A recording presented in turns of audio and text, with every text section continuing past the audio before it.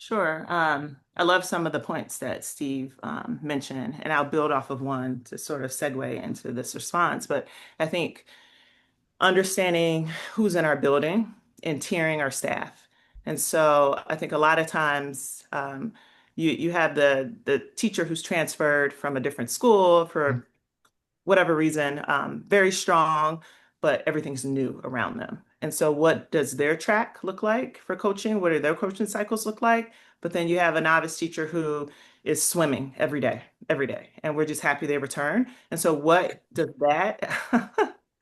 And I remember asking some of my colleagues, "Are you coming back tomorrow?"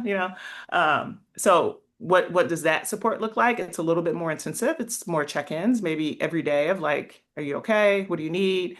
And then maybe you have someone who's looking to move their practice forward, and you don't necessarily have to drive it. You have to co-construct with them.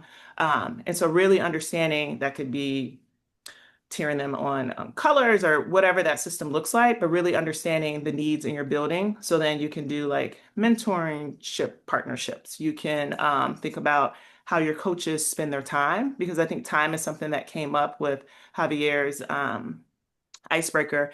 We know there's not enough time. And so, how do we leverage the time that we have? So, that first year teacher, I'm checking in every day, and it's 10 minutes. The feedback goes back to that teacher um, right away. And so, that teacher that was evaluated basic, they have that coach that gives them feedback on that specific component.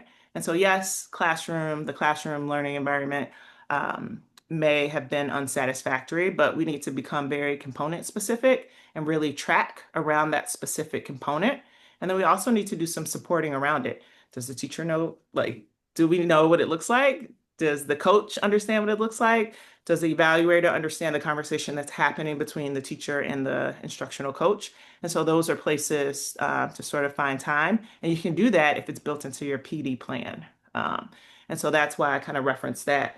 Um, the other piece I would say is basic isn't you as a teacher. It's a specific practice that we saw a snapshot of. And that's something that we see a lot of with new teachers.